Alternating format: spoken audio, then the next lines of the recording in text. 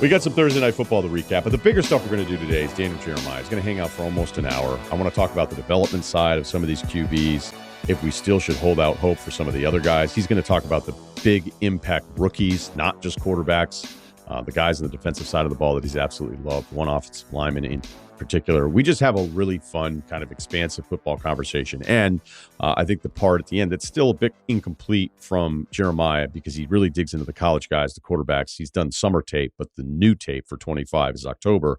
But looking at this class of potential first rounders in 26 and where he kind of classifies them now. And that part of it was a lot of fun. And again, I'll spend some time on Tua and third down, what he was seeing, what he wasn't seeing in the loss last night at Buffalo. And we've got life advice. This is the Ryen Russillo podcast presented by FanDuel, and the NFL is officially back. So if you're going to be in it with FanDuel. They've got the goods, futures, live betting, SGPs, that same game parlays, your way bets, all of it. The app's clean, it's fast, and yeah, when you win, you get paid instantly, which is nice because Sunday patience doesn't exist. So get your bets in, build something bold, and make every game feel bigger. Download the FanDuel app or head to FanDuel.com/Ryen, R-Y-E-N, to get started. The Ringer is committed to responsible gaming. Please visit rg-help.com to learn more about the resources and helplines available, and listen to the end of the episode for additional details. Must be 21 and older and present in select states, or 18 plus and present in D.C., Kentucky, or Wyoming. Gambling problem? Call 1-800-GAMBLER or visit rg-help.com. Call 888-789-7777 or visit ccpg.org/chat. In Connecticut, paid endorsement. We're going to spend some more time on this with Daniel Jeremiah, who's going to join us. We're going to run through a bunch of different stuff, but I want to just go over last night's win for Buffalo, coming into the game and looking at Miami's injury report and the fact that you had two starting corners that were basically kind of scrap heap guys, and another one goes down. You're like, all right, well, Buffalo's going to run away with this game at some point, even though on the defensive side for them, Oliver out, who was terrific last week, and Milano, who I think is one of the better linebackers in the league and has struggled with health a couple times the last, I would say, 2 of the last 3 years. So I really wanted to dig into Tua on third down because I don't know where you're at with him. Dominic Foxworth said something really funny, but it was also kind of smart with Kevin Clark on Clark's podcast, where Foxworth basically was like, Josh Allen has ruined it for every other fan base with a struggling or developing quarterback. Despite what Bills fans oddly want to push, and they don't do it anymore because the guy's won MVP and he's been terrific and he's arguably the best quarterback in the league, is that he wasn't very good in the beginning and it looked pretty bad. And I remember he did an interview with Chris Long where I remember watching the game where he was like a disaster in the first half against the Patriots and just looking at how careless he was with some of these throws. And then Allen references that game in this interview. I think he did, maybe it was last summer. I don't know, lose track of this stuff, where he was just like, I had to kind of change my approach a little bit. And I think we still, despite the gaudy numbers, we're looking at Allen probably 2 years ago. Like, remember there was the throw in 23. No, it would have been maybe 22. There was a throw against Cincinnati where it was like second down. He was backed up deep. They didn't need it. And he tried to like throw a ball in there. And you're like, do you still have this in you a little bit? There was a few more interceptions than you want. And now he's like basically perfect, right? He's perfect despite some of those early years developing. And again, I'd reference that Bills part where like they started tweeting out this petition of like why I wouldn't admit that Josh Allen was good. It's like, well, he wasn't that good in the beginning. Like, you didn't know where his career was going to go. And now it's totally worked out. And the point that Foxworth made was because Allen has become this, every other fan base that has any kind of quarterback is going like, oh, well, don't worry about it. It's kind of like that Peyton Manning thing where any rookie QB that throws a ton of interceptions, you're like, well, look what happened to Peyton Manning his rookie year. And you're like, yeah, and he was also kind of Peyton Manning. Sure, there were a lot of picks. He was the number 1 overall pick, probably one of the cleanest prospects ever at the position, and it totally worked out. 2 Super Bowls, Hall of Fame career. There's sometimes that stuff will happen with Brady, but you'd had to have been around for those early Brady years to understand that he was somebody that looked like he was going to be this game-managing quarterback, which seems absurd 20 years later. But they didn't really want him to throw. That first Super Bowl run, they didn't want him to throw at all. They had a great defense. They wanted to run the football, and they didn't want to put anything on him. And then slowly, over the next couple of years, he becomes, Ian Manning going back and forth for the belt. And that became maybe more of a statistical debate at the time. So whenever there's a quarterback in a spot, and I think you could also throw Lamar into this stuff. It wasn't awesome right away. You wondered if he was going to find that accuracy in the mid-level throws that he didn't necessarily have at Louisville, where it felt like the harder throws were easier for him and the easy throws were harder for him. And now he's about as clean as it gets at the position. So I'm watching Tua, and Tua is someone that the first coaching staff had zero confidence in whatsoever. And we've talked about McDaniel in the past about, his job was to come in and fix Tua. And if that's what the job was, despite where they're at now at 0-3 and him being the odds-on favorite to be the first coach fired this season, he had to fix Tua. And in a way he did. But now we have these conversations about quarterbacks in the NFL where it's like, okay, is this guy actually that good? Because here are all these stats that would say, like, traditionally, hey, that's a pretty good quarterback. And he was putting up those kinds of numbers. And there was a lot of debate of like, hey, is this guy a top 10 quarterback? Like, look at some of these numbers. Look at what McDaniel's done with this offense. And then it's a bit like the baseball prospect that gets called up and he's hitting the cover off the ball. And then everybody figures he can't, like, they figure out he can't handle anything on the inside, right? And then you either adjust or you don't. And it feels like Tua is now in the second year of the pitchers adjusting to him. And so I really wanted to look at the third down because, like, last night's just a classic NFL game. The Bills look like they're in complete control. They clearly look like the better team through the first 30 minutes. And then Tua puts together this touchdown drive. You're like, how the hell is this game 14-14 at the half? But that's the NFL for you. So that's what makes it entertaining. And it was still 21-21. And you're like, this game is actually still in doubt, even though, again, Buffalo looked like the clearly better team. So if I'm looking at some of the third down stuff, which I think is really important here, to try to figure out, like, what are teams doing to Tua? How are they responding to it? Is there something to take from last night? You're like, well, if Tua and McDaniel can do more of this, they might be able to figure this thing out this season, at least offensively. But with all these injuries and this bad start already, like, I don't think any Dolphins fans necessarily have their hopes up right now. First series, scripted, hits a 3rd-yard pass, hits a 3rd and 1, 8-yard run, another run in. So some runs there, but he's 3 of 3 on third down to start the game. Left guard there, by the way, for Miami. Terrific on that drive. So second possession, he's got a 3rd and 5. They show the blitz. It looks like they're sending the entire house. They back out of it. They send 4. He fumbles the snap. Did he fumble the snap because he was freaking out about, like, one of the most aggressive pre-snap looks that we saw from the entire night? There was another one in the second half. But that was the one where I'm like, are they gonna send it? Is this going to be the thing that they're going to do tonight? They're going to have to get extra pressure because Oliver's out. Was not the case. And that was kind of the theme throughout the night on a lot of these third downs. Buffalo sent 4 pretty consistently. I only counted 1 6-man rush on the third downs. I was looking at it again this morning. So then you have the next possession, 3rd and 9. They send 4. He rolls out to his left. It's that sideline throw he tried to get a couple times to the left side that he never really had a chance on. So incompletion there. On the touchdown drive before the half runs out. So 3rd and 12, they send 5.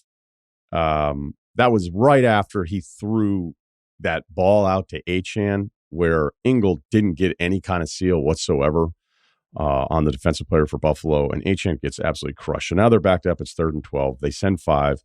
He's rolling left again, but Hill stays not on the sideline. Like, he just finds a soft spot coming right to left and makes a great catch. And, Tua keeps that alive long enough to be able to get some separation for his receiver, and he's wide open. 3rd and 10 later in the same possession. They sent only 4, and then Hill catches it short of the sticks, and Hill makes the play on this one. Keep the sticks moving.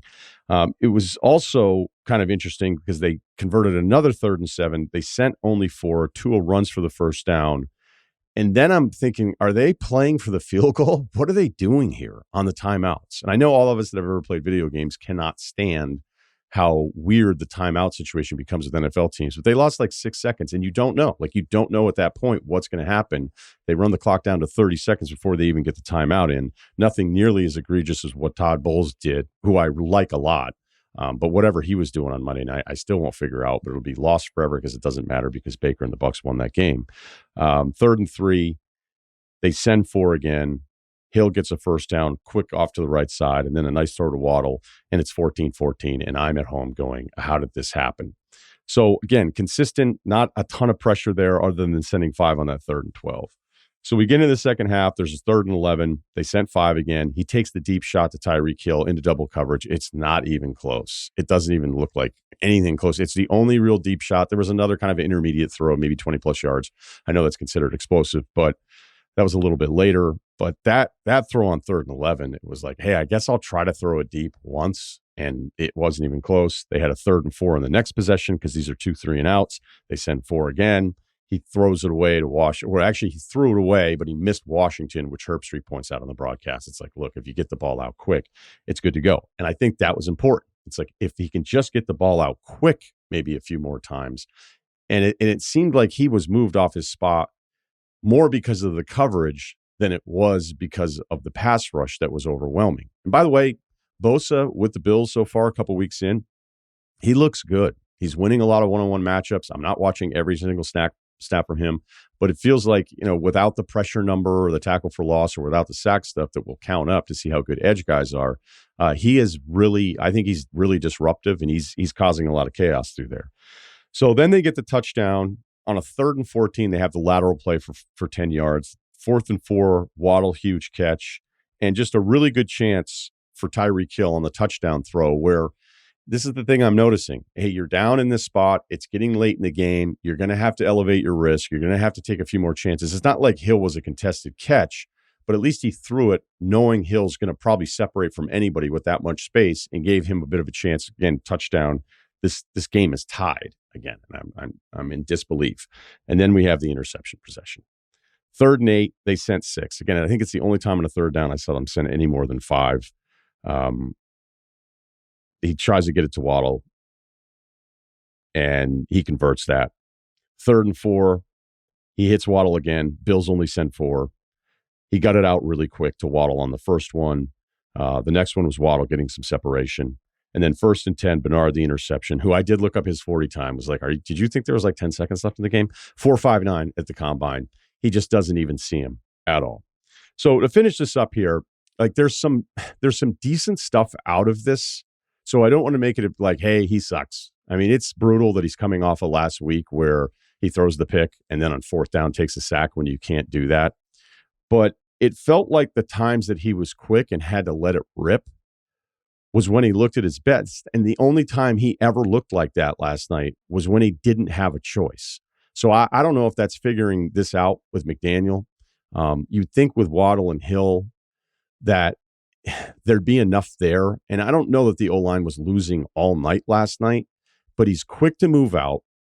And once he moves out, just like Herbstreit said in his production meetings with the defensive side of the ball, with the Bills staff, he's like, we got to get him off of his spot. We got to get him off his spot. He brings that up during the broadcast. But the fact that there's so many one-read looks and then it's right to the flat every single time. He was 4.3 yards per attempt last night. And yet they were still in this game because I think you could make an argument. I don't know if this Bills defense is getting us to the point where we think they're going to carry him to the Super Bowl. But it kind of brought me back to Foxworth's point, is that we will sit here for years with some quarterbacks wondering if it's ever going to click, and it's going in the wrong direction. But maybe the positive is that when they look at the film this week, they'll go, when Tua had no choice but to be quick with the football, that's when he actually played his best, up until clearly not seeing Bernard at all.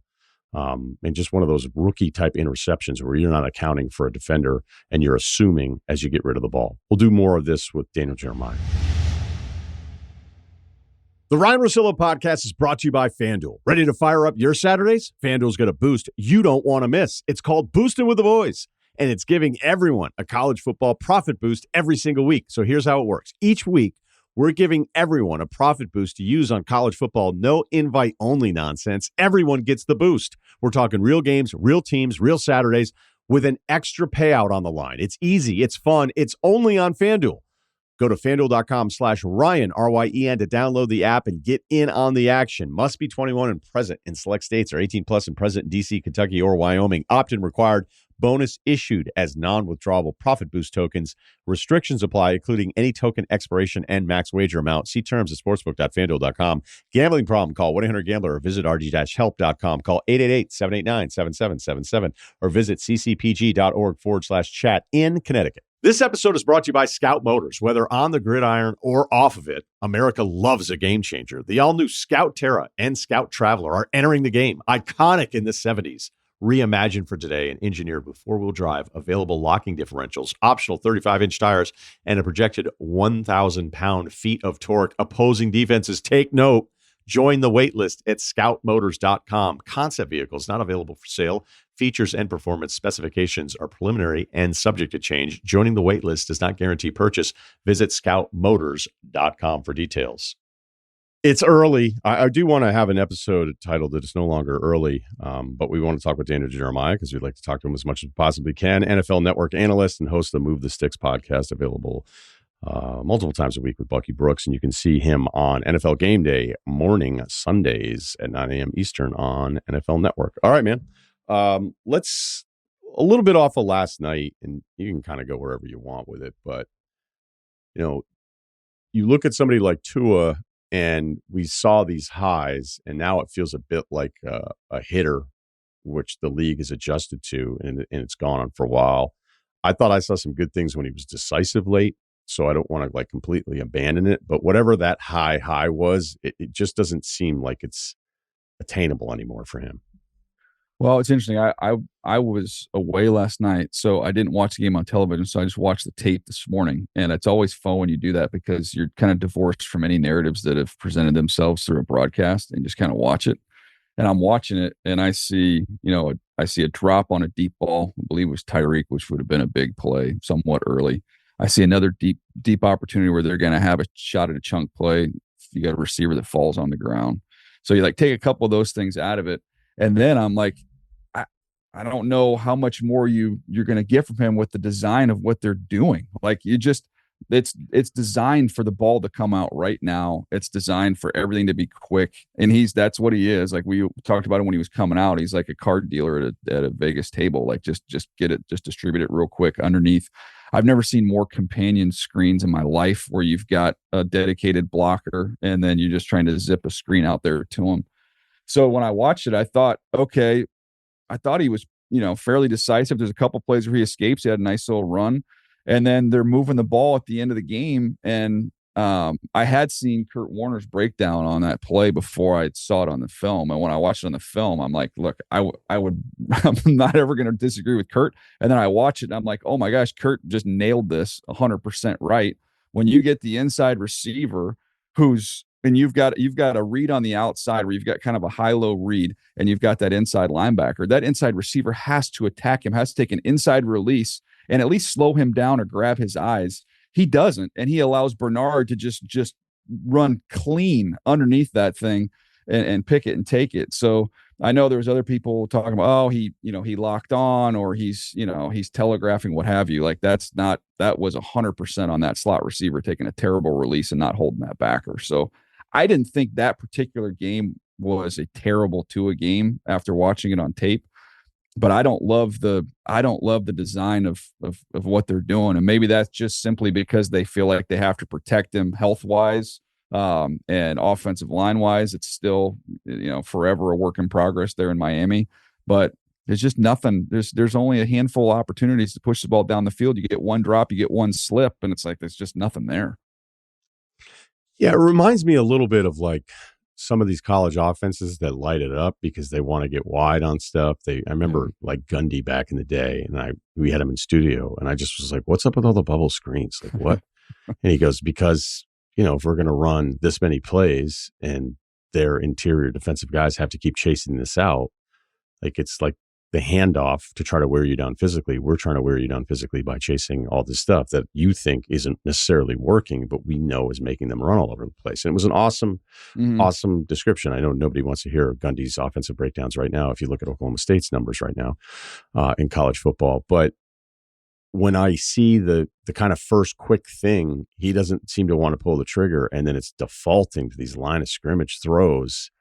And you start to wonder, is it become easier for the defense knowing I don't even necessarily have to worry about him going through some of these progressions because it doesn't feel like a big, like reading through progression setup that they have for him right now. And it may speak to just going, we can't have him back there cycling through 3 different routes, knowing what he's dealt with the concussions. Yeah, I think that's got to be a part of it. And I would even say there's times in that game, Ryan, where I see him get to number 4. And normally when you get to number 4, like that deep in the progression, like there's a big play to be had. And it is number 4. And we are 5 yards down the field on the backside of a route where he has worked all the way through. And then there's no payoff. So I'm like, I don't know, I don't know if that's just the way they've kind of set this thing up and designed it. But man, there's just not a vertical element or presence to what they're doing, and they're pattern matching them so easily now, where they've just got a feel for, if I've got one here, I know the other one's going there, and you're just seeing just kind of defenders just attach and magnetize themselves to these guys. It's I don't know, it's kind of a weird watch when you go through and look at it, because I'm sitting there going like, well, if I was just grading this out, I wouldn't say Tua played terribly, but there's no production. So a bigger point here, because, I don't know when it dawned on me. It's like you sit there and you've got the witching hour and it's like all these games are close. Like, how did this happen? And sometimes it's as simple as just, giving the ball to the other team and you're giving up possessions. And next thing you know, it's 24-17. And you're like, all right, this team has a chance. And last night's another one of those examples. So was there ever a time when you worked in a front office? I think I might know the answer to this based on the quarterbacks that you had at the time, where the philosophy was, okay, we know we don't have a game changer. All right. He's not going to save us every Sunday, but the way the sport is played, can we hang around? Can we build our team to be a hang around in the fourth quarter team and then see what if the ball bounces our way, we end up at 10 wins and it looks like we had a good season. I don't know if a front office would get together and pitch it to the ownership and say, we're not going to be that good. We're not going to be that dynamic. But the sport lets the lesser talented team hang around just because of the math. Was that ever anything you guys talked about in roster building? Yeah, I mean, obviously, at my time in Baltimore, we were a dominant defense. And I think the 2 elements that have to go along with that I don't know that teams ever get that totally right is, okay, you got a dominant defense. So you need to have a runner. You need to have a big time runner to complement that, because they're going to keep your offense on the field, at least give your dominant defense a little bit of a blow. It just shrinks the game. I think about it like having a great bullpen. It makes it so you're playing 5-inning games instead of a 9-inning game. And the third element of that is you better have a freaking good kicker, because you're not going to be able to finish drives. You're not going to be able to sustain things offensively if you're limited like that.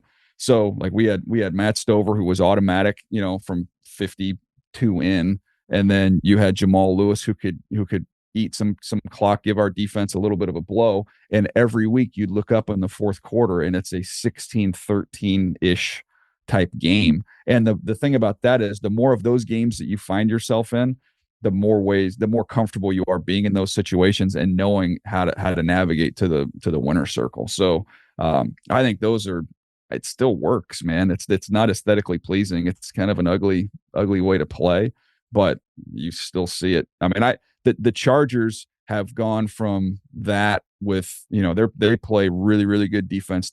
I think they're the best red zone defense all of last year, and they're doing a great job in the red zone again this year.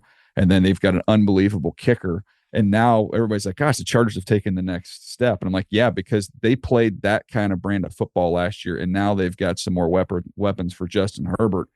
And now they can play aggressively offensively and try and run some points up. And that's when you get to me, that's when you get a team that's capable of winning a Super Bowl, when you can add that element to it. I just hope we get to see Keenan Allen out there all year long, because it's like, fun. It's fun, and, he's healthy, and, he went through the summer, and it's like, okay, to still be doing it and to still look this good early in the season, it's a huge, huge factor for them. I want to ask you a question on that, because I asked Harbaugh about this last week, and I'm sure we'll have the same answer. Yeah, exactly. But if you go back and look at like the Peyton Manning Colts teams, one of the underrated aspects of that team was how smart everybody was. It's one thing you have an incredibly smart quarterback, but then when you pair an incredibly smart quarterback with Dallas Clark, with Marvin Harrison, with Stokely, Reggie Wayne, incredible football intelligence, like all those guys, incredibly smart, football smart guys, then you can continue to layer your offense on top of each other. You think about Tom and how he played, and like Edelman, they're both so smart. They play together for a long time. You can just keep building things on top of it. And the Chargers, when you talk to their guys, I'm like, this is one of the smarter teams I've been around in the 20 years. When you like talk to Joe Alt, you talk to McConkey, Keenan's incredibly smart. Like they've got a lot. Zion Johnson's, a brilliant guy up front. They've got a lot of really, really smart players. And what an advantage it is for them to be able to kind of build something and grow something going forward. So my thought to Harbaugh was, like, in all sports, is that like kind of just an underrated aspect if you think about great teams, of just the overall intelligence within that sport? Yeah, I remember the old, I don't know if it was a Bill thing or a Pioli thing, but, if you want a smart team, draft smart players. Yeah. And it's just going to be so tempting to go, yeah, but this guy runs a 4.2. But what's the NBA equivalent of that? Like, who would you say was like the smartest, like a smart team that had an incredible run?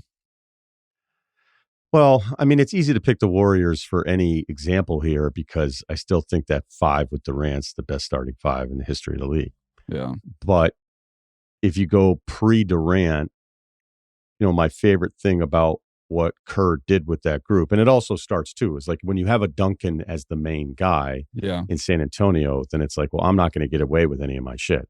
Mm-hmm. Like Steven Jackson, his entire career, and then guess what? He gets to San Antonio and he fits right in because of Duncan. And the same thing happened with Curry. So it sounds like I'm not directly answering your question right now. But if Curry is going to set screens, and then if he's going to rescreen, and if Curry is going to play every possession to the very end of the shot clock, then no one has any excuse to do anything differently. Mm-hmm. So clearly Golden State was really smart, and Kerr installed an offense that's like, we are so dangerous in so many different areas of the court, but we've spread everybody out so much too. It's like, all you have to do is, if you're off the ball, cut. If you're off the ball, set a screen for somebody. If you set a screen, it doesn't work, cut away, turn back around, rescreen again. And when one of the best players in the history of the game is doing all of these things, it's just a joy to watch, especially when you watch some of these other teams. It's like, okay, here we go. Take your time. You're running the shot clock down on yourself. You're setting a high ball screen. You're reading where the help's coming. You're reading the corners. And then it's like, okay, well, if this one action doesn't work, then no one else is doing anything. And so that to me is like, it's one, the star setting the tone, but it's also just collective basketball intelligence. And you can see the teams that come playoff time, it's like, well, this one thing that we did all season long that worked, now it's harder. Well, now what are we supposed to do? And, like there's really ball dominant players that are incredibly smart in reading all of these things. But, there's only so many things a defense can do. Like people used to help off the corners, and now it's like the wrong thing to do. Like you played growing up. Yeah. Remember, it was always like, hey, if, take the man closest to the basket. You can't even do that in the NBA anymore. Wide open threes. Yeah, it's like, why did you cut to the guy who's cutting? Like stay in the corner because they're giving up a three. So I think the overall part of it is like, obviously I love Chris Paul, and I think this part is kind of an endangered species, but hey, we've gotten stuck on a few possessions. Let me, as the point guard, try to dictate a different matchup to give somebody else a look. Let me make sure this guy's eating a little bit, because it's not fun to play basketball if you never get to touch the ball. Yeah. And I don't know if that's ever going to matter anymore. I think that's probably going to be done here soon in the sport. But yeah, I mean, that's the best example. And it's more of an answer than just, hey, I know this team was smarter and this team wasn't smart. Yeah. I think it's a mindset of, there's still so many opportunities within a possession that other basketball teams don't seem to care about.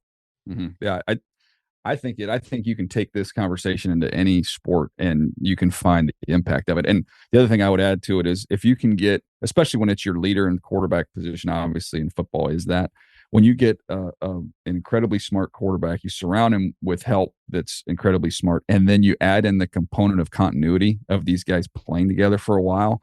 And then, that's literally, think about Mahomes and Andy. Like you got one of the, if not the smartest, one of the smartest offensive minds in NFL history. Mahomes is brilliant.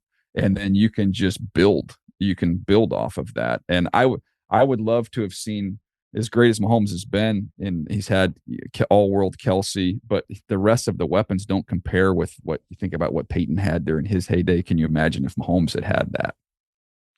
Okay, so does that sound like, and this might be the breakout video, but I've asked a few people this, like how many teams in the AFC are you putting ahead of the Chiefs today?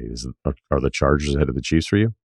They are for me. I mean, it's hard to say they aren't when they went toe to toe. Now, that wasn't a complete Kansas City team, and we don't know what that's going to look like. When they get those receivers back, I think that'll definitely make a difference. But I think defensively, the way the Chargers are playing right now, they're better on that side of the ball. I like their collection of weapons better right now. I trust their offensive line more. And I think they have such an identity with what they're going to be in the run game. And you're going to see that. They haven't done it yet, but they've got 230-pound backs that are going to be able to just kind of put games away. So I still think the Chiefs trying to figure out who and what they are offensively right now. I think Juwan Taylor is not good enough. And I think that shows up each and every game. And I think the left side is going to be good. Simmons is going to be really, really good.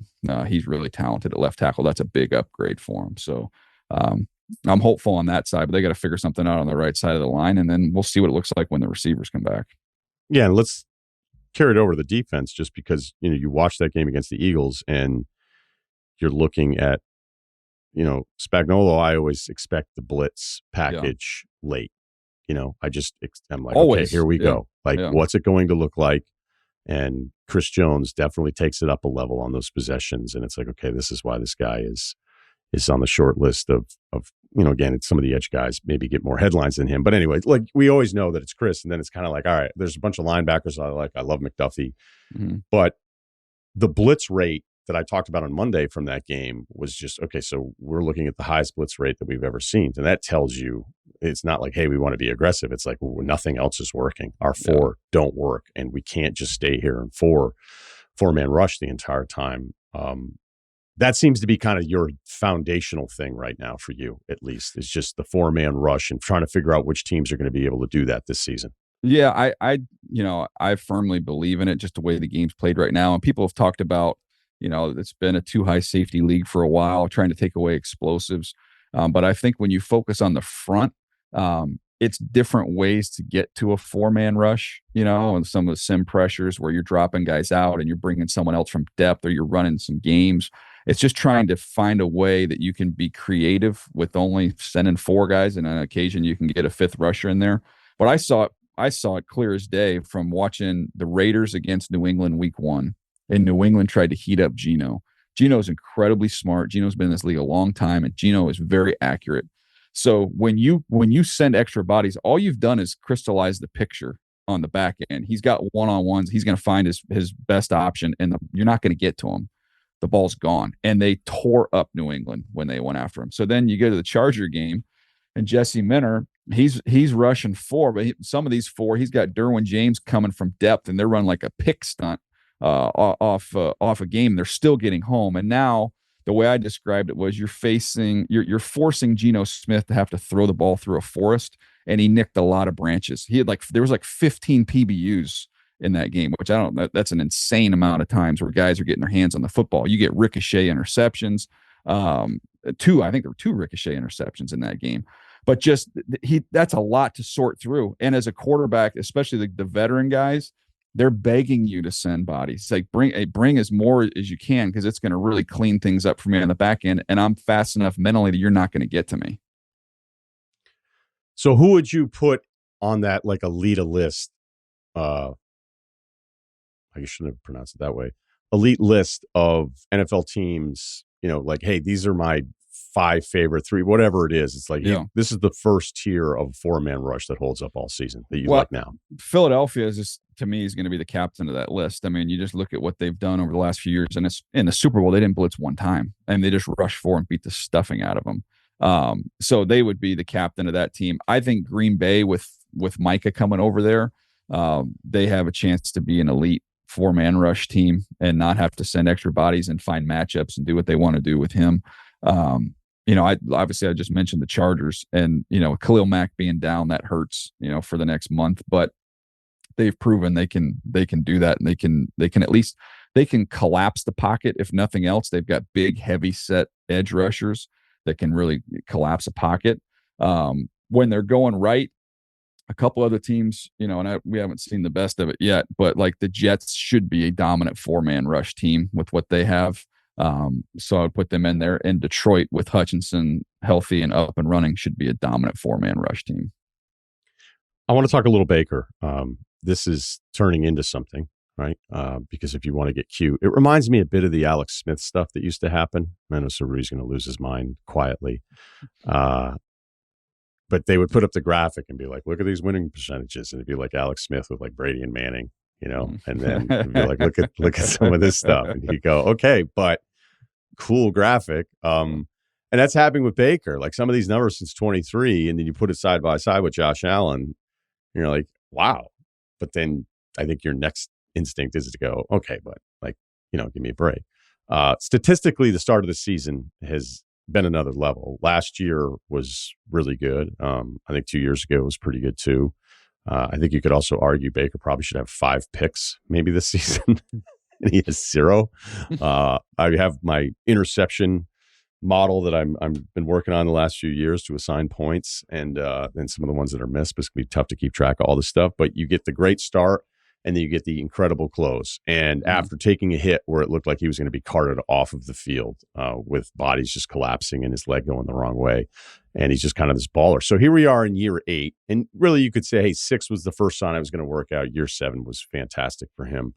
And year 8, it's a bit like some of these other developmental guys where if you're Trevor Lawrence, if you're not Trevor Lawrence, if you're a Trevor Lawrence fan, if you're just a Jacksonville fan and you're in year 5, you're like, how come it looks bad again? Yeah. Where are you with the longer development where some of these dudes, whether it was Darnold last year, I'm sure there's probably a few guys that still haven't done anything that you're still holding out hope for, but you don't have that kind of timeline as a coach in a front office. Yeah, I was looking through it the other day, just like passing leaders, just in terms of yards. I think it was yards. And it was like 4 of the top 10 had been backups, and not like I'm waiting my time to be the starter backup. Like you're a backup. It's over. Like it looked like it was over for Baker with the Carolina Rams like vacation, Well, the other thing is like there's a trend now too of, if you look at the New York market, Eli's really the only person who's sustained success at quarterback in that market. But now we've seen Sam go somewhere else and have success. Gino go somewhere else and have success. Daniel Jones so far through 2 weeks having success. Like there's something to being outside of that pressure cooker in that place and giving guys a chance to breathe a little bit and seeing some success. But I think it's I don't think it's complicated. I think it's a combination of having the talent to have been selected as a first-round pick, and Baker's case, the number 1 overall pick. So there's tools. You have tools. And then it's just a matter of accumulating the knowledge and the experience and learning defenses, which is that's going to take a long time to do that. So when you've been in organizations where you haven't had, consistent play callers, protection, and playmakers, like that hasn't been a consistency that you're going to have a tough time succeeding. Then now it's like, okay, can I hang around long enough to learn what I need to learn and then get an opportunity with a place that does afford me those 3 things? And that's what he's had there in Tampa. The other thing is just, I think you got to have like not only thick skin, but just like an insane self-belief of like almost irrational of like anything that's gone wrong is not my fault. It's somebody else's fault. Like you seriously, and that's part of the thing I almost wonder with Trevor. I'm not saying like he's too nice or anything, but I could see him. I don't know his personality wise is like man, I'm really getting screwed here. This is everybody else's fault and I'm what's right. And eventually that's going to kind of show itself. It's kind of a weird way to describe. That's how I think if you're looking the difference between Baker and describing Baker. You're that's describing Baker. Yeah. Baker to a T. And it's kind of funny because like I've joked in the past that cornerbacks must be the worst boyfriends because there's 0 accountability. And now I'm wondering if more corners should have played quarterback. Because we always talk about like leadership and working with others. And it's like you have to have some accountability. And it sounds like you're arguing for 0 for the reclamation projects for quarterbacks. Yeah, especially for like when you've failed somewhere, like that's part of it is just building up the belief. And I think Tampa was like, hey, not only a lot's been said about, hey, they let him be himself. Yeah, but they also told him he was the best thing ever, like, and helped reinforce that belief that he never lost it. But to me, that was a huge part of it. Do you believe in Daniel Jones? I think it's a good fit there. I think with him and Shane, I think, you know, Shane is smart. Shane is positive, and I think, golly, I think the guy just leaving New York needed a hug. And he's got a little bit of confidence going. I don't think that's the toughest division in the history of sports, so I think he's got a chance to have some success there. Now, is it a long-term thing? Is this something we're going to be looking back and he's kind of cemented himself as a starter going forward for the next 7 years? I don't know if I'm gonna go that far, but I think in this setup, this environment that he's in right now, the makeup of this team, a rookie tight end that's going to give you a lot of easy completions, and a running back that can take a lot of pressure off in a crappy division. Yeah, I think that's sustainable. It just seems, it's so crazy to think. I mean, in the way you're talking about this right now too, with the New York market, which I think is a terrific point too, it also makes me think, like, don't throw Jackson Dart out there if this team's a mess halfway through the season. Don't do it, but no one can help themselves. Dable's going to probably try to, if they have a bad record, and considering the record that he's had there, it's going to go, well, maybe if I can Freddie Kitchens this thing. Remember that? Like, yeah. We have some momentum to build on from the previous year. Granted, that's different because it's the offensive coordinator becoming a head coach, but there's just coaches that are in spots where you can tell what they're going to do with the rookie QB because it's their only move. Yeah, I mean, it hasn't. The interesting thing is the latest trend is it hasn't helped. Like, because the sales pitch is, man, you don't want to change everything up on this kid going into his second year. Like, let's let him have some continuity, and that's going to be, you don't want to stun his development. But you saw it with Caleb. They moved on after 1 year. There's been a bunch of them. I can't remember if Bryce, if they moved on with Carolina after his rookie year. There's a string of a bunch of guys where it was like, oh yeah, because we would always talk about it, like going towards the end of the season, like they won't fire the coach because you got a rookie quarterback and they want to let him develop and not have to go through turnover. There's a good number of guys who after 1 year they're starting all over again. Well, the Bears have done it. They've done it multiple times. I think they did it with Fields after 1 year they changed out. So yeah, that's something that's happened more times than not. Yeah, you're right. I mean, Bryce, it was Reichs last year, and then it was Canales. So yeah. And even though last year gave us some hope, it was like, okay, maybe this guy's going to figure it out after looking like the worst single quarterback his rookie year. Wow. We're off to a bad start. Okay, so let's talk a little bit more about the rookies here. I want to do some non-quarterbacks, but let's just at least start with the Cam Ward stuff, because the number I saw the other day where he's on track for 91 sacks, you want to talk about, although he may have that irrational confidence, like the touchdown throw he had. Scrambling right. Yeah. And I'm like, this is the tape. I'm like, this is the guy at every stop. Like, that's his throw. And I don't know if he's ever going to not do that. And it worked on that throw for him. But that Denver game was like, sure, you could say he's missing some stuff, but guys are dropping stuff. And, Denver, I think you'd put them in a pass rush group of like, when we need to turn it on, we're going to get there.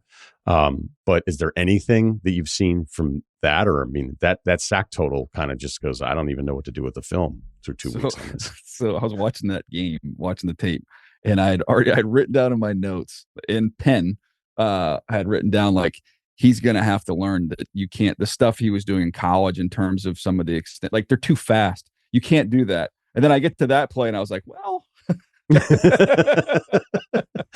that throw, I just want, like, the NFL people that don't watch on Saturdays to go, that's who he is. Yeah. And it's like, it worked out enough last year. I mean, there's even a few throws in the Florida game on that Miami matchup for him. I'm like, what is he doing? Mm-hmm. But again, he ends up being the number 1 overall pick because it works far more often than it doesn't.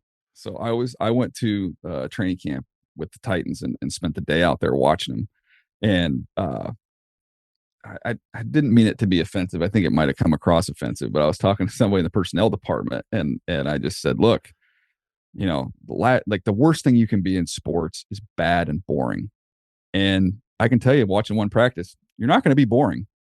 Like, he'll be fun to watch. Like, he's going to make 3 or 4 plays a game where you're like, okay, this is something we can get excited about going forward. They don't have the pieces in place. Like, they're a strong candidate to repeat as the first overall pick. And I think they're aware of where they are at this point in time. I mean, they had to overpay Dan Moore because he was just the best available tackle that they thought they could get. So they, had to pay way more than his ability would warrant to try and bring him in there. You sign, Zeitler, who's been a real solid player, but he's 35 years old. Like, they've just tried to piecemeal this thing together. I'm hoping they're going to let the 2 rookie receivers become more involved as the season goes along, and Chimere Dike, who I like, and then Alec Io Manor from Stanford.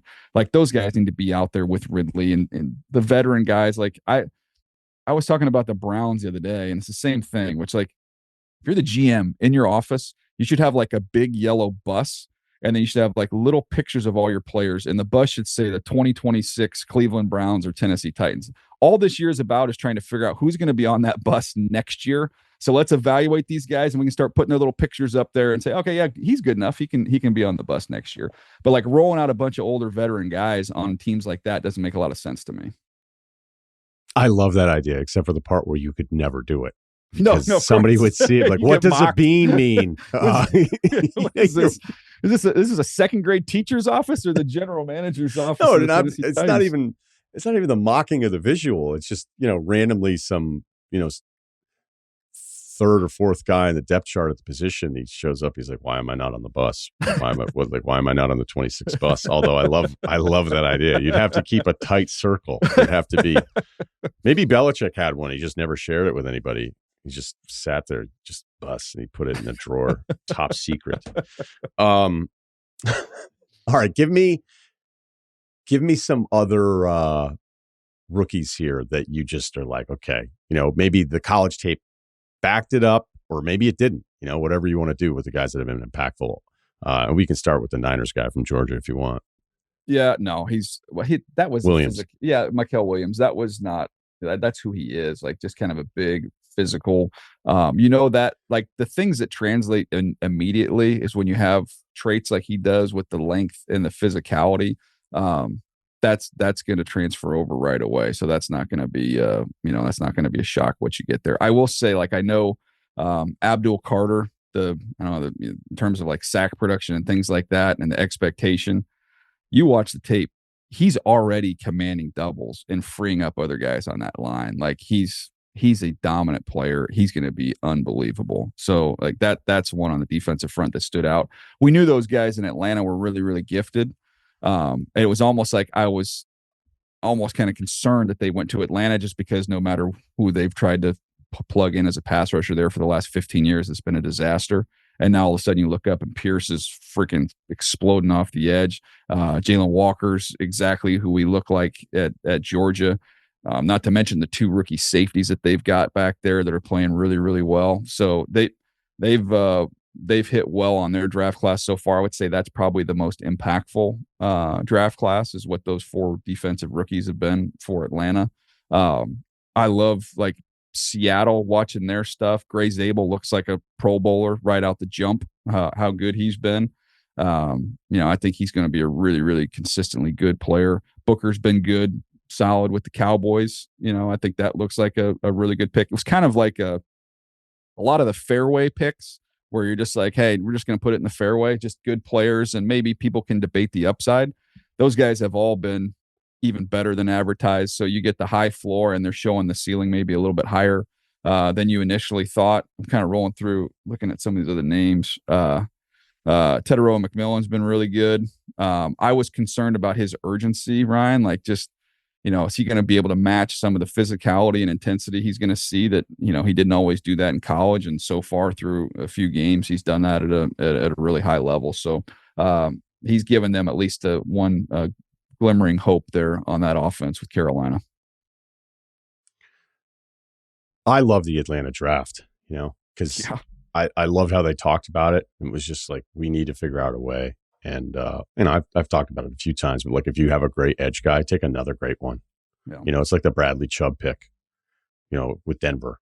And I know Bradley Chubb ended up having injuries and all that kind of stuff, but I love stuff like that. And if Atlanta's sitting there going, we have to figure out some way to be disruptive up front. It's like, we're taking two of them. Well, like, we're taking two. That marries up with what we talked about earlier with being able to rush four. And the other thing, the other secret sauce to me, and this is talking with guys in Philly, is their strength is in numbers, and they're like, they have an alpha unit and a bravo unit up front. Like, they've had it for the last several years, and they roll those guys through and keep them fresh. If you're only going to be trying to get home with four, you don't want to run those four guys out there for 50 snaps. Like, you got to freaking be able to roll guys through, and they do it with like a whole new unit. It's like a hockey line change. They'll put new guys out there. So, yeah, I think it was definitely an aggressive move. It was a bold move. I mean, you think about that. If this season were to go south, you don't have a first round pick next year, and you're going to be getting eviscerated for that trade. But right now, they're playing great. All those rookies are playing great. They've got to have one of the youngest, fastest defenses in the NFL right now, which matches the kind of the surface they're on, the division that they're in. It makes a lot of sense. Is it too early to ask you if you take Penix over Caleb Williams? I mean, you would, just based off what you've seen right now, but I mean, it is so early. I was encouraged. I know it's kind of been the theme. I feel like there's national themes around Caleb Williams. Like, one week everybody's just going to dogpile him, and then the next week it's going to be like, it was better. It was not as bad. It was not as bad this week. But there was, and everybody's pointed out the stats. I'm not breaking news, but there was more on time throws from him. I thought as the game wore on and he had more bodies around him, he got hit more, that he started kind of diverting to some of the older stuff of not playing on time and rhythm. But I think it was better. So I'm still hopeful there. I'm curious to see when we transfer from like it's like watching a movie, and it's like we're still in like the Ben Johnson tough love phase. Like, when do we get to like hey, he's good, let's, like, you can really do this, you're like kind of like torn him down. Like, when do we get to the build up phase? Do we make it to the build up phase? Yeah, I just wonder if we're going to be doing like year 6 Caleb Williams games and he's with Arizona. And it's like, wasn't that, I'm like doing Monday week 8 recap and like, not bad, which is not what you're expecting when you're taking somebody number 1 overall, especially with that class. Let's just transition then to next year's class. I know you want to talk about it being early. I know you dig in, especially the quarterbacks, way more in October. So it's probably, an incomplete answer here now, but the early returns a few weeks in of who all these guys could be, it's starting to be in the Klubnik side of it for Clemson. It's like, are we going to have a mirror image Carson Beck thing here, where Carson Beck's 23 season, I think, gave us a lot of hope. You can see the light go off for him. It's like, okay. And then 24 is disaster. He's played well for Miami. Maybe he's back into that conversation. Klubnik, personally, again, I defer to you on this, but I thought he was so good and so important to what they were doing as they closed the season last year. And now it just looks like a complete mess. But at least I have something to think about of like, he has to figure this out at some point. And I know he's down Williams, but I think Wesco is at least enough of a game breaker at the college level that it's not like he doesn't have anybody to throw to. Nussmeier, I'll wait for you to go. Obviously, Sellers, gets knocked out of the Vandy game. But early on, it at least feels like, hey, of the 4 or 5 guys that were in this conversation now, and I know McShay liked Mendoza a lot, who, Indiana's just, they're actually running the football probably as well as anybody in the country right now. There's just a lot of dudes. And I think we could have one of those classic year later, the reality draft versus the mock draft, where it's a complete reshuffling. Yeah, I think everybody's still waiting to see who's going to emerge, and that's from talking more so than watching. I haven't studied these guys on tape yet, so I've just seen their TV stuff. I'll get into tape next month. But I watched these guys all over the summer, and what I saw in the tape over the summer and what I've seen just TV scouting through the first few weeks of the season, I think it marries up pretty much where I thought it was. I wasn't a huge Klubnik guy. I want to give you the family of quarterbacks that I put these guys in. And then tell me how you see it and what you've seen this year, if you think you would disagree with what family these guys are in. So I'll rip through them real quick, and then you can go.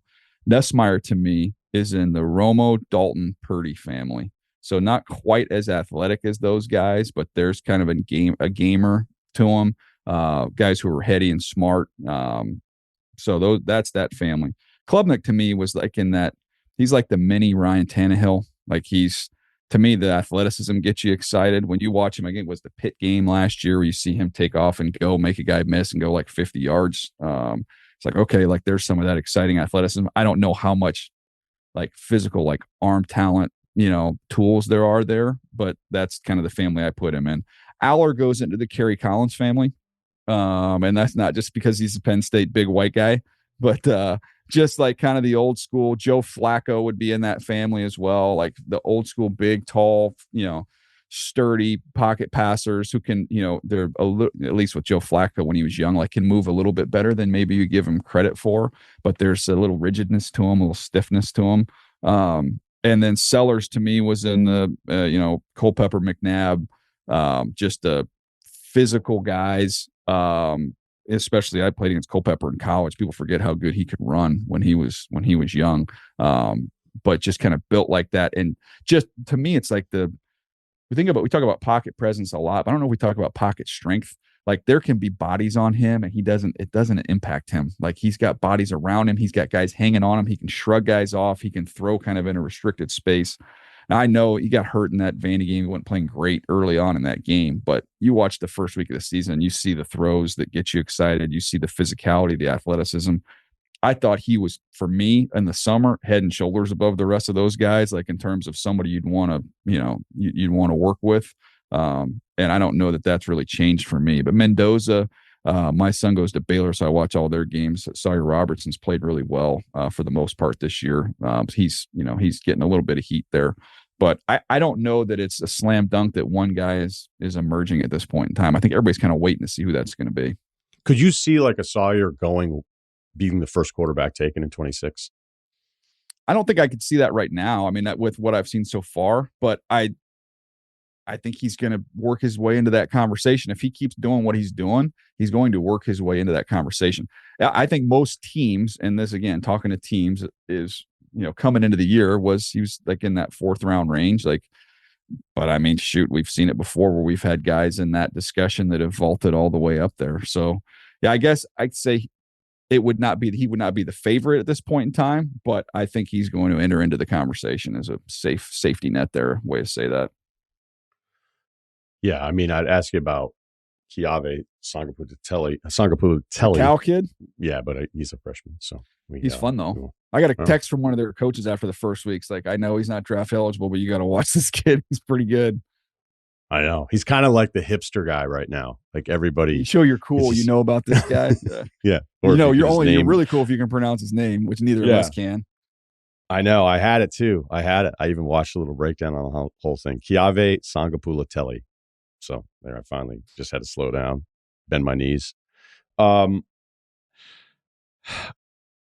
Klubnik Tannehill thing, like that's actually, I feel like that's bad news for Klubnik. Yeah, I mean, I wasn't a huge Klubnik guy. Yeah, it doesn't sound like it. No, but there's some of those qualities, right? Like Tannehill started for a long time. But Tannehill's a great example of like some of the things we first started talking about, where it's like, man, look at those, like carve out a few of those Tannehill years and put those stats up against the other like names, the known, like the made guys, the difference makers. And you go, hey, did you look at Tannehill stats? I was like, I don't care. Yeah. I don't care. Like, good for him. Glad he became a starter. We know he changed positions, ends up being a top pick, doesn't work in Miami, puts together a nice little run there in Tennessee. I was like, I don't care. Like, he's not those guys. I don't give a shit. I don't want to see it. And like, look, I like Baker better than I like Tannehill. So that's not even a conversation. But sometimes when I see the graphic game, I'm like, yeah, okay, cool graphic. Great. But it doesn't convince me. Would you take, if you were a GM and it's 2026 and you need a quarterback, and there's a couple guys there. And like, look, we'll see if Aller ends up being in that group because I like Aller. But the way this position is played now, would you, or maybe you're there now, you're thinking about it, would you have a rule? It's like, look, if we don't have a guy who can escape on 3rd and 6, I don't want to look at it anymore. Unless our system and his intelligence are absolute perfect matches. Like, and Purdy's athletic, so I should, because he can escape and can make guys miss if he needs to. But like, I think of guys who operate like in that system, who can process quickly, can play the coach can almost play through him through the headset. You get out there and can just see everything and operate that system so efficiently, so effectively. Those are hard. That is very rare to find guys that can pick that up so young. Because a lot of times, if you're nowadays, your legs have to buy time for your arms. So you're gonna early on in your career, you can use your athleticism, and then out you're starting to learn defenses, see more defenses, and then now you can kind of play more with your arm and your brain. But your legs have to help you survive through those first early years while you're trying to accumulate all that information. So it's hard.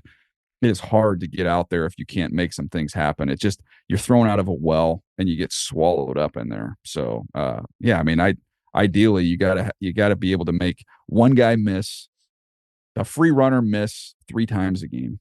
Like that's the basic skill set you have to have. And I've been getting just charted to death on X with Jalen Hurts charts. And I had one the other day that I sent you that I looked at it and went like, oh my God. But just speaking to your point, like the way he's made guys miss in the Dallas game and the Kansas City game, free rushers.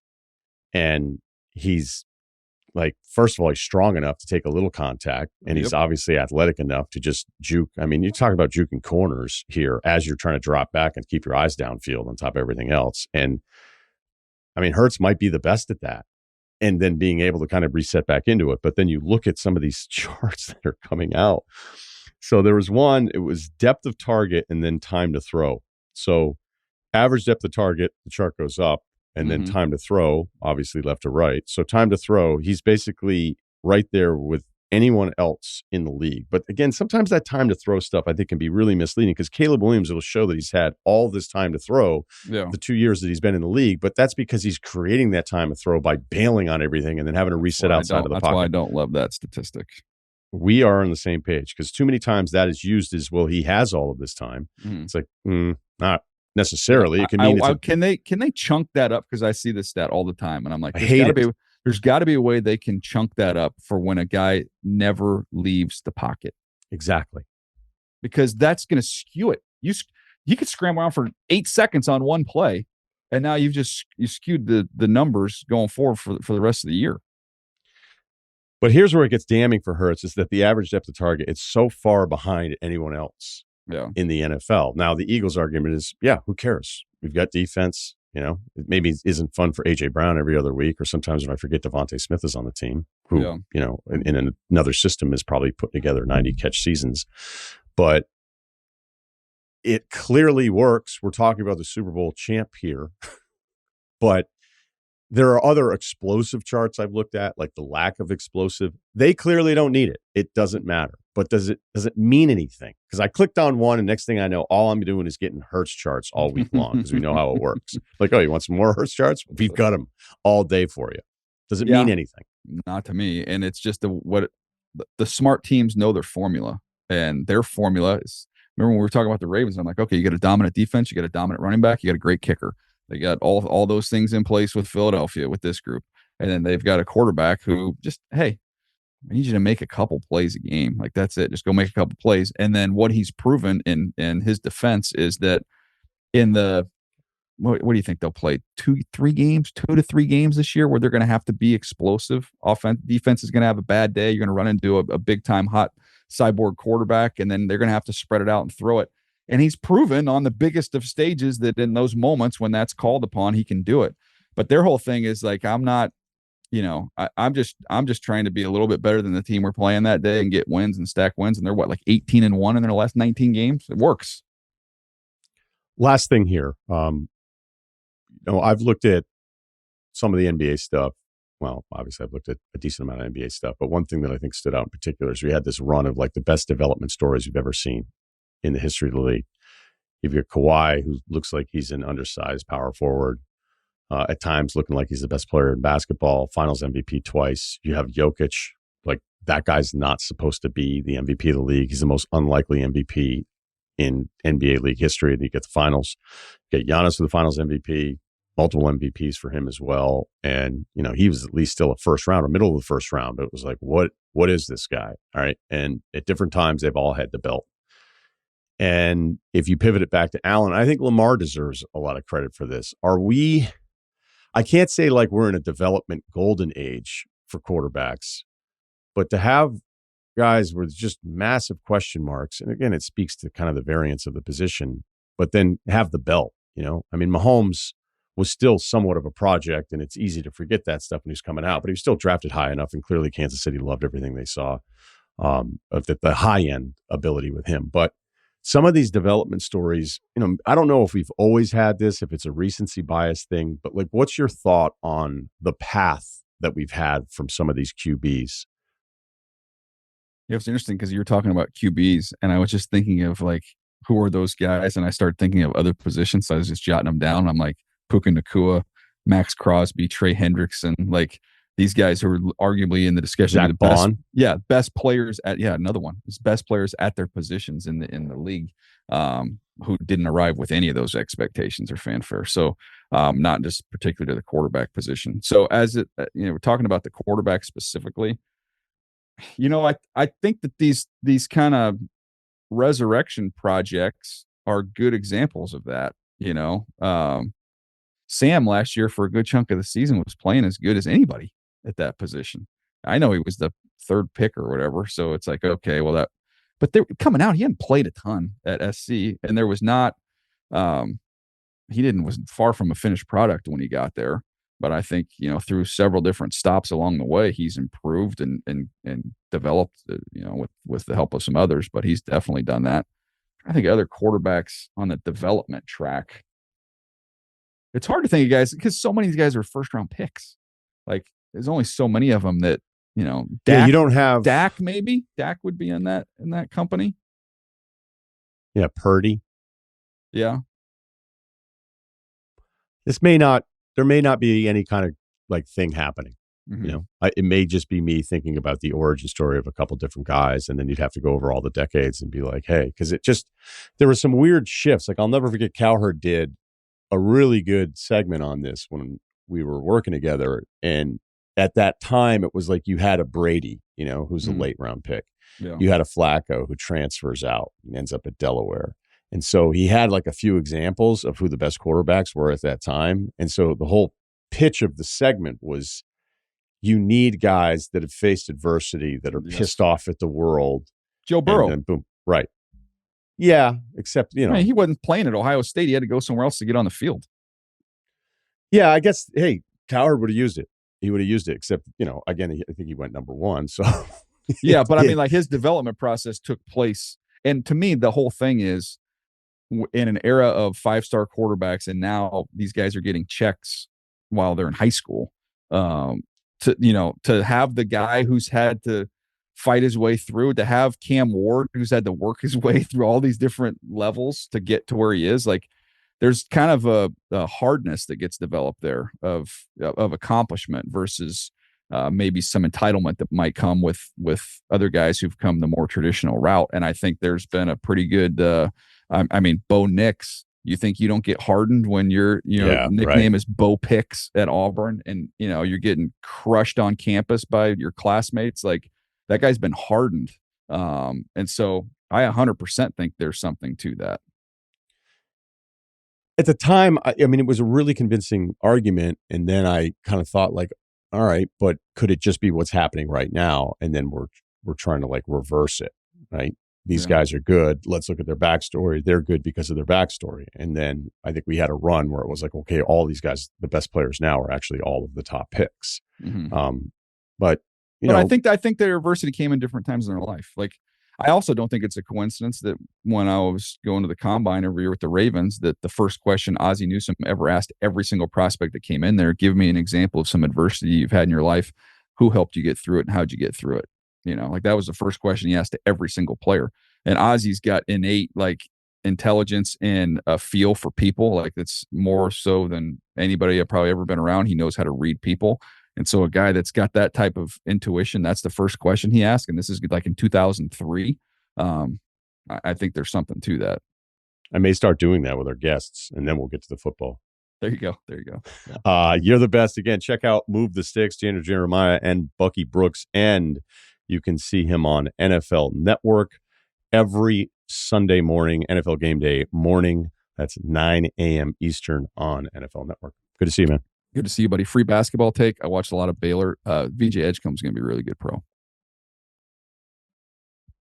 Do you have an eye for talent? Actually, I don't, but that's okay.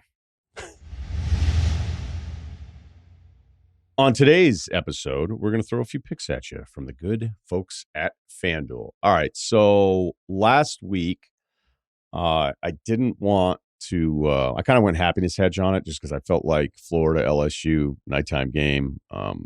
LSU ends up covering there at the end. The 5 picks obviously didn't help, so that ended up being a loss. The NFL picks have been pretty good so far, but the sharp picks that we got last week that were not mine were not great across the board. So the sharp picks coming in, again, these are not my picks on the NFL side. We've got, if I pull up the board right now, we have the Browns, and the Browns currently are getting 9.5 at Detroit. We have the Texans favored by 7.5 against Tennessee. That is a sticky one there for Houston, but it kind of feels like a Houston get-right game, as Tennessee is probably a mess unless that turns into some weird turnover game from Houston that you wouldn't expect in that spot. Other plays that have been forwarded to me. Let's find Denver. Denver plus 2.5 at the Chargers. Rams, Eagles, kind of a stay away in this spot. I think there's also probably a lot of public action. A big public action last week was Arizona against Carolina, and that's why we gave out Carolina. All right, I'm going to focus on the college board. 2 games that I've been looking at now for a little while, kind of wondering where the line comes in. Texas Tech, Utah, I'm just staying away from that one. I don't have any read on it whatsoever, other than I'd probably just go with Utah at home on that. Michigan, Nebraska, this line has been available on FanDuel now for a couple weeks just because it's a bigger Big Ten game. This feels a bit like Michigan still being ranked. Nebraska's history in the big spots hasn't necessarily been great, but I'm going to take Nebraska as a dog at home plus 1.5. The other game, which I know you're not going to be shocked to hear, this game has moved from Illinois plus 5.5 to now Illinois plus 6.5 at Indiana. This isn't about the ranking. And really, if you want to just marry these two teams' story, the last year plus, so 24 into 25, Indiana with the playoff experience. I should say appearance because there's a lot of turnover there. But momentum-wise, and forget all of the history because we're talking about the first ranked matchup between these two teams in 75 years. But I think there's a mirroring of like, hey, these are two of the up-and-coming Big Ten teams building off of what they were doing last year. Illinois still has the quarterback from last year. Indiana has been running the hell out of the football. There's some alarming Indiana defensive stats considering the opposing schedule. That's a little weird. I think they're 87th on opposing yards allowed per play defensively. Illinois' defensive numbers aren't necessarily special anyway. I think the one thing that jumps out, if you're looking at any of those categories, it's just the way Indiana has been able to run the football. So if you think it's a bad matchup for Illinois' defense with the way the Hoosiers have run it, then maybe just straight up you're picking Indiana. I think Illinois has a chance to win this one straight up. I just think it's too many points in kind of an unknown space of like who both these teams are going to be coming off of wildly successful years for both programs. So I just think it's too many points. It's going in the opposite direction. So I grab them plus 6.5 there with Illinois. And as always, you can check out the latest line at sportsbook.fanduel.com. You want details? Fine. I drive a Ferrari 355 Cabriolet. What's up? I have a ridiculous house in the South Fork. I have every toy you can possibly imagine. And best of all, kids, I am liquid. So, now you know what's possible. Let me tell you what's required. Our email address, lifeadvicerr@gmail.com. Becoming more of a community, it feels like. Here, we've got Ceruti, we got Kyle. Let's just start with this, though. How about that goodbye to Daniel Jeremiah today? Gracious, long. You're right. You're right. Yeah, you have to. You can't just mention the bad. You do have to. Both sides of the aisle. No, you kept them pre-interview and post-interview. It was like 15 minutes total. It was a while, talking stuff through. Yeah, it became a little much, actually, which I think is good, considering where we were last week. No, I don't think it's 15. I mean, we were definitely on for 5 at the beginning, and you were talking a lot in the beginning. I'm sorry, there's definitely 5 at the end. You were talking a lot in the beginning. Yeah. 10 is fair. I mean, 10's fair. I think I'd still take the under. It's not 15, but whatever. It's. If Max Olson's listening, you're terrific. He actually did. He texted me. He heard the life advice, the beginning life advice, and thought it was hilarious. And I was like, this is just a thing. It's a reoccurring thing. It's nothing to do with you. hope to have you back on again soon. That'd be great if we asked for him again and be like, I actually can't do this Friday. Yeah, didn't love that. Yeah. And it's not a, hey, can't do this Friday. It's just maybe check back in the future, maybe around bowl season or something. And that's like the no. I'm just not doing things right now, but when I do, I'll certainly be happy to. I'll be the first one to let you know. Yeah. That was like when NBA radio asked me to come on and it was at night and I was like, I'm golfing. And then the guy wrote into Life Advice, was like, did Russillo lie to me? Because it was night time. I think I do remember that. Yeah. I was like, if I was going to lie, I wouldn't have done something as like, Yeah, come on. I would have done a better job. And yes, we have night golf here, the par 3. Remember the guy that took the shot on the 8th hole over my head as I was walking my ball? Yeah. Mm-hmm. Still a little shocked I didn't just pick that ball up and chuck it in the parking lot. But if I could do it over, that's what I would have done. But that's why we get emails on this, because we are all not great in the moment every single time. Some of us are better than others. I don't know that you're going to bat 1,000% on that. In a moment, conflict, do you say the right thing every single time? I almost think you'd have to rehearse. You'd have to have material to be like, what would it be? S tier or God tier? What's higher? I don't know, Probably actually. God tier. I'm left in the dust with the tears. Well, if you're an atheist, it's probably S tier, but whatever. Moving on. Okay. We had a couple follow-ups here. I don't know if that one's really worth it. Another person learning that Ceruti's name is not Ceruti. That's a bit. Come on, it's a bit, right? Yeah, but whenever they say like I'm a Bill and then Ryan fan, so like if you only knew me through Bill, then I could still see some people, being late to the Ceruti train. Okay. No lie, a couple times a month I'll get a DM or a tweet or whatever just saying, first time following you, had no idea this is how you spelled your last name. Wow. And yeah. I guess I'm just too deep. I don't know.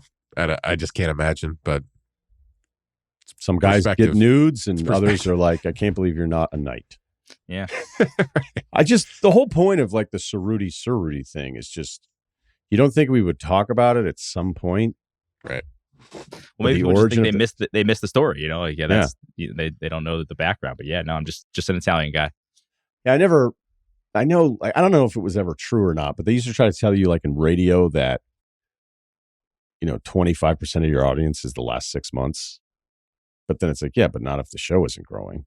Like that doesn't make any sense. But I don't know if it was like a carrot thing or a thing to emphasize the formatics of a radio show, constantly introducing who you are and that whole thing. And then, your P1s are like, we get it, dude. I've heard this story 5 times already. Yeah, we get it. So like there was always this thing of like, how do you balance this concept that your audience is joining you, like such a huge chunk of it is joining you for the first time, but it's like, okay, but that's only for a show that is growing. So we should be spelling Ceruti's name quarterly, basically. Potentially. Put it in the title. Yeah. Put it in the title. How about that? All right. We do have a vasectomy one that I think is worth reading. Right. Feedback for the guy considering a 4th kid from a real life Michael Scott. Hey guys, I felt somewhat compelled to chime in with some feedback after hearing the situation. The one listener was in about considering having a 4th kid, compelled because the listener was me 8 years ago. Not really me, but let me explain. After 1 year of marriage, my wife and I had our first kid, not totally planned. Then I went on a Saban-like run of baby making, giving us 3 boys in less than 3 years. Initially, early in the marriage, my wife had hinted at wanting 3 or 4 kids. I told her I was okay with that, but as Ceruti is probably thinking right now, 3 boys were a lot. Forget Chip and Nick. Great callback. Yeah. That was Ceruti's dad's nickname for them. Yep. Chip and Nick. It's an unbelievable story. Just unreal. Did he come up with that again? Because No, people no, are listening for the first time. Yeah, I want to hear it again. Really? Okay. Yeah. Basically, like me and my buddies would just, if we were moving something, my dad would, call us Chip and Nick, because if it was like a board or something, we would just like hit the wall and take a chip out of the wall. And so we'd call us Chip and Nick because we weren't careful when we would move stuff around. Did he come up with that on his own? Can you find out?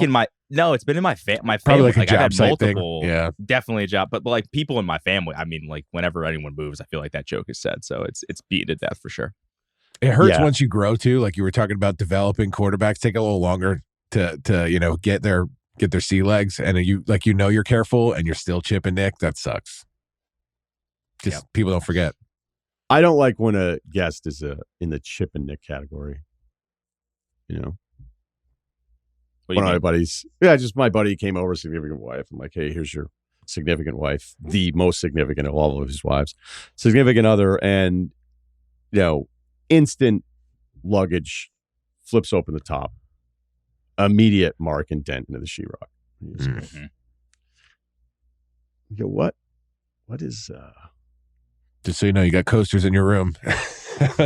Just trying to help them out. No, the coasters in the room thing is fine for the most part, except for that pewter finish, which is now destroyed by renters. I was like, hey, you can't put anything on this. I know it's a little frustrating with the nightstand. Just have to put down a towel. Yeah, no problem. Come back. It looks like fucking some guy's farm in Scotland being like, dude, they're coming. All right. This is more smash, grab, and kick. All right. So these kids were rambunctious. So after discussing with my wife about looking forward to the time when the boys are older and are able to take care of themselves, we decided I should get a vasectomy with the caveat that if we really wanted a fourth child, we could potentially adopt. A few years go by. My wife starts to desire another child. We explore the adoption route, but ultimately I couldn't pull the trigger and punked out with this concession. I would reverse the vasectomy and leave the rest up to our reproductive systems. Exactly. 2 months after the reversal, we were pregnant with our fourth. This guy converts on third downs. Yeah. Third and 11. I got a shot. The pipes were clean. Good for you. On this one, we waited to find out the gender, unlike the three previous. And wouldn't you know it, we had a girl. I'll never forget at my grandparents' 50th anniversary celebration, a great aunt surveyed the surrounding families of my grandparents who had 4 children of their own. And she said with complete sincerity, she wished she would have had more kids. She only had 2. Basically, I left feeling and can still now attest that given you are in a stable relationship with minimal financial hardships, you won't regret having another child, especially if having more children was a desire of one or both partners. People do say, oh, you finally got your girl. That happens. Who cares? Shrug it off like Harden does closeouts. So all in all, I say go for it. And if you're wondering if I went full Michael Scott and got the second vasectomy, the answer is yes. Nice. Yeah, you had a conviction about it. I think if you get the first one, you're certainly going to get the second one. Like you're like, all right, well, this was the last ride, and now I'm out. The last heist, and we're done. Yeah, the process isn't like that bad. Where it's like, I can't believe you did it twice. Like it's uncomfortable, but it's fine. So this guy, I don't know, 10% of a cup check for a couple of days does not sound something like I wouldn't take that lightly. I wonder what the cash point would have to be for me to accept that. You know what I mean? Like what the. It was like man on the street thing. Is like, would you quit? Would you do this for $20,000? I'm like, I don't know what the price point is. Instagram bio, 2-time vasectomy survivor. That's great. Change that right now, dude. Neighbor's ATV, 6'1", 185, no gym stats. Straight to the point, my neighbor's teenage son is currently ripping donuts with his ATV through the backyard. It's waking up my 2-year-old daughter and 8-month-old son. The neighbor is sitting on the back porch smoking a cigar, clearly unbothered, while his son turns the backyard into a mess of mud and 2-stroke smoke. Very descriptive. Yeah. Terrific job setting the scene. For reference, we live in a suburban neighborhood in a very rural county. The neighbor and I share a back fence. Our houses are essentially in line and only 100 feet apart. The kid had previously been riding through the neighborhood until I assumed someone called the cops on him. Riding ATVs on public roads is illegal here. Now where is it legal? I mean, there are states where it's kind of look the other way. Yeah, legal. Montana's just screaming at me right now, but I don't know. Now he's resorted to donuts in a 50 by 100 backyard. That's not big. My daughter's bedroom is on the back of the house. The noises from the ATV have scared her, while my 8-month-old is still too young to know what's going on. The noise has still woken him up. My original thought is simply to go talk to the neighbor, who I previously met with when we moved in. My wife brought them muffins as a friendly gesture and plead my case for quiet in the evening. However, this is complicated by the fact that I'm soon about to ask this neighbor for a favor. Long story short, but I need to request an exception from our zoning code to allow me to build a screened-in porch that would be built too close to the property line. Specifically, it would be built too close to the back property line, aka Cigar Man's property. I need to get his written okay to be allowed to build it into the setback to his property. So my hesitation is bringing a grievance to this man before asking the favor. Do I just ride out the ATV and hope it ends soon? Or do I talk to the man and risk him not helping me out down the road? For reference, this is the 3rd out of 4 nights. So he just got the ATV and the kid's excited. right? So you got to kind of think of the math. Like, is this guy going to do this all the time? But you already know these neighbors. Like, you can size them up. Do they look like they would ever go to a meeting ever? Answer feels like a no right now. Has he ever stopped you in the neighborhood and said, I think Garth Brooks is still pretty underrated, criminally underrated? You've got to try to size up. You've got to get the advanced scattering report on how amenable this guy would be to any of this kind of stuff. But I mean, my first thought is the screened in porch sounds pretty important, and you're going to have to got to be number one. That has to be number one. So I think you got to go to your kids and be like, hey, do you ever want to avoid bug bites when you get older? You're going to have to deal with the noise.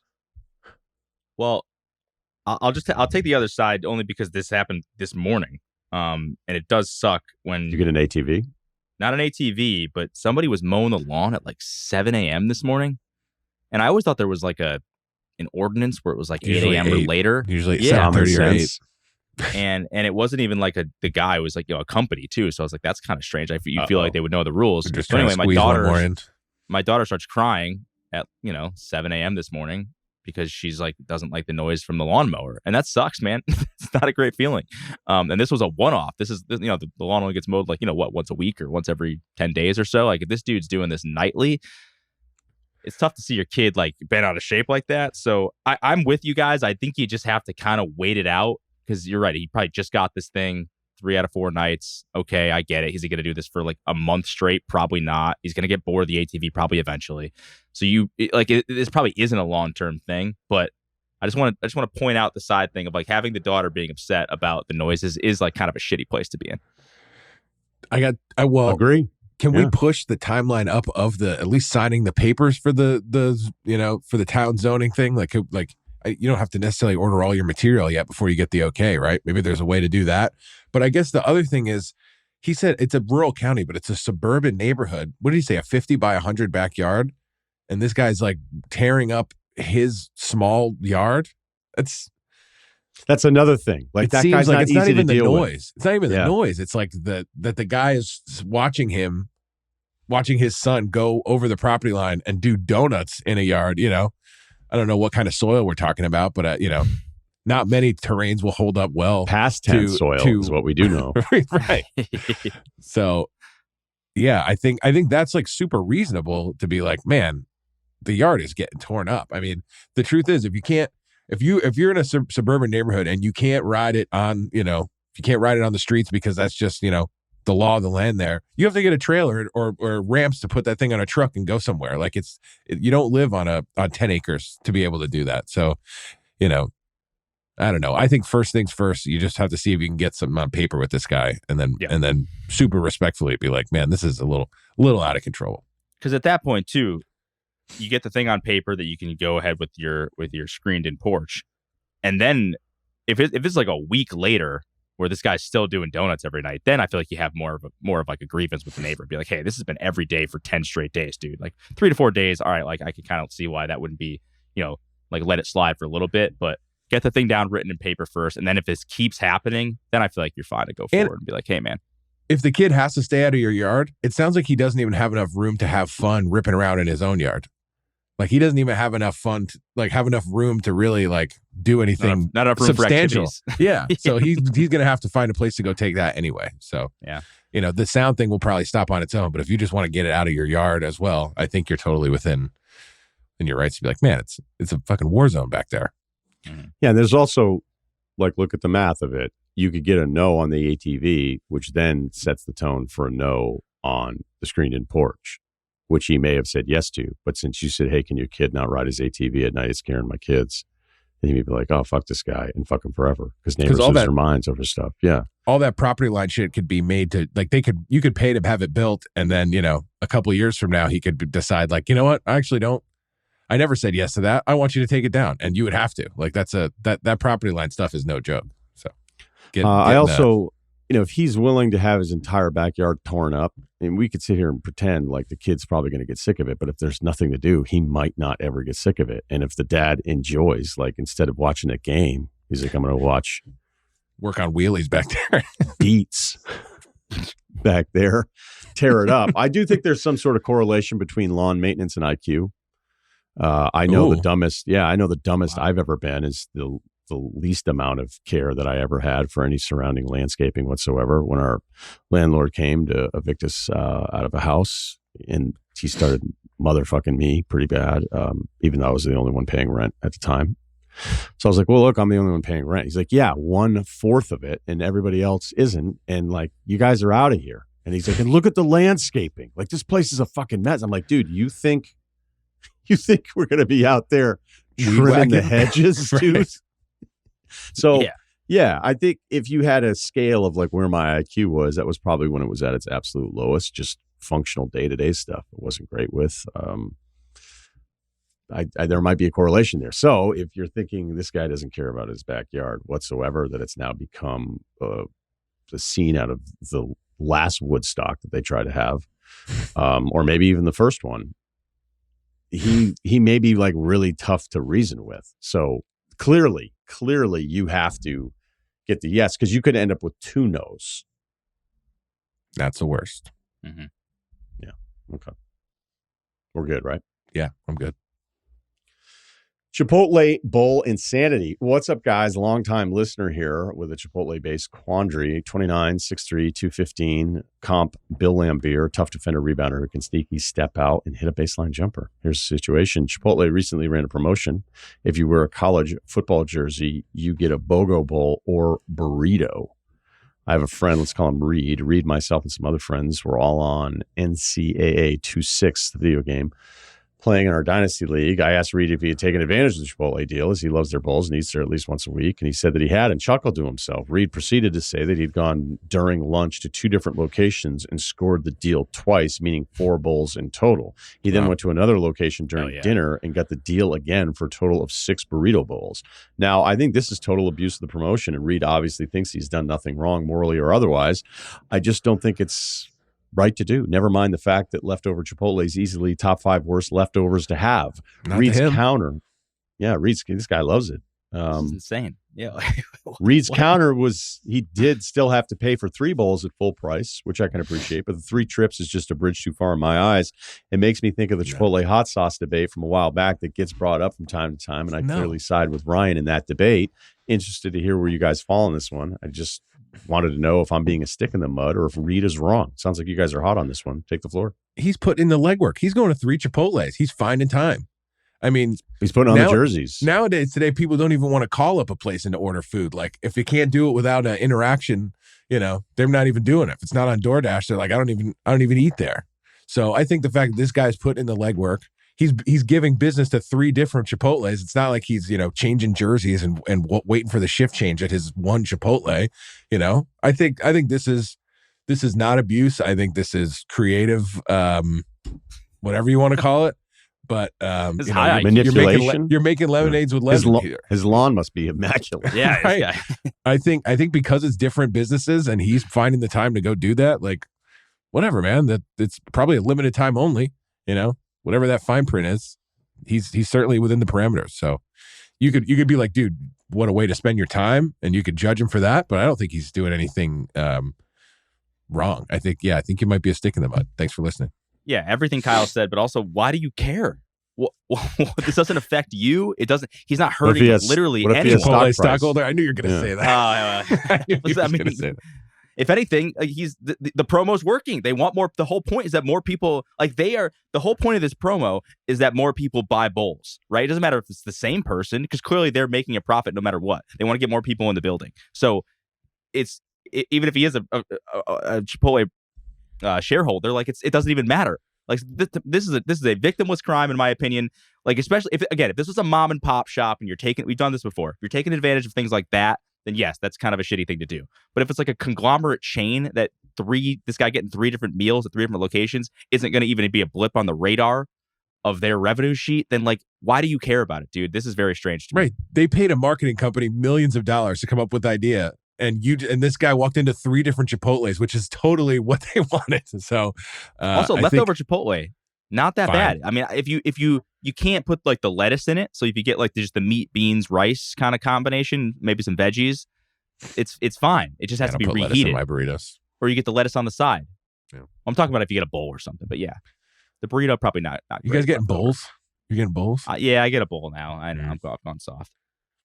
Yeah, occasionally I'll do the quesadilla, which is very good. Although the Chipotle in my town got shut down because of a health code violation, so I don't have a Chipotle situation, which is kind of a bummer. And they were reopening, and my wife and I were talking, like, do you go after they reopen from a health code violation? Like, yeah. You think so? Oh, I don't know. I'm still kind of weirded out. I live different than you guys. I guess.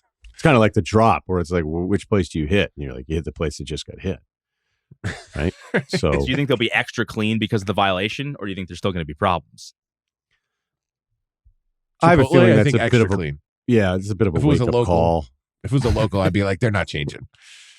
There's one place in our town that like you can just like, I didn't realize that you can like go on. There was some sort of story in the Poughkeepsie Journal where it's like, longtime place gets hit with this many violations or whatever. And there was a link to the actual like businesses in the town and like what their past health codes were. It's like, this place has never gotten higher than like a B.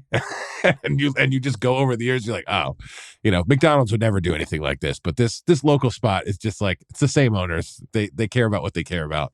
They care about staying open is what they care about. So I haven't even gone yet. Our emailer's taking it on the chin. But I agree with you guys. I do think it's different. And this is kind of like one of my core principles, but things that are similar are not the same. Yeah. And we try way too often in all sorts of discussions on every single subject where it's like you think you got the person because something is similar. But again, it doesn't mean that it's the same. And I don't think this is the same. I mean, if he wants to sit there, put on a jersey multiple times a day and show up and then pay for one bowl, and they're going to keep it like they build these promotions thinking nobody's actually going to do this.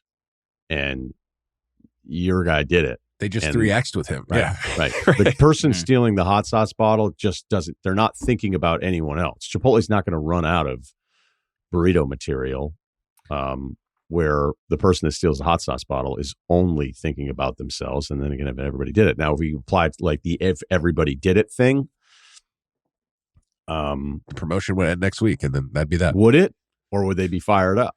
Right. You're right. I don't know. I think they're different, and I think you being mad at your friend about this, I don't know that you have to apologize, but just let them be.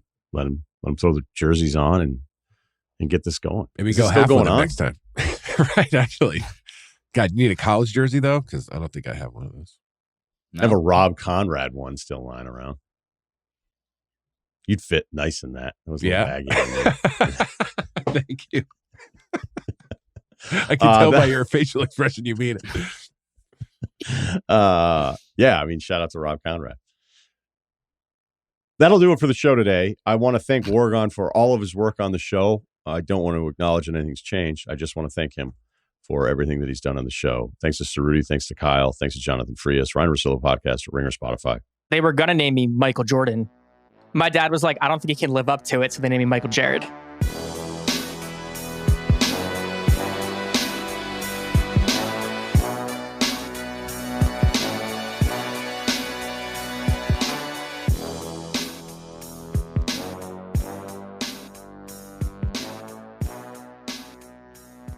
Must be 21 and older and present in select states. For Kansas, in affiliation with Kansas Star Casino, or 18 plus and present in D.C., Kentucky, or Wyoming. Gambling problem? Call 1-800-GAMBLER or visit rg-help.com.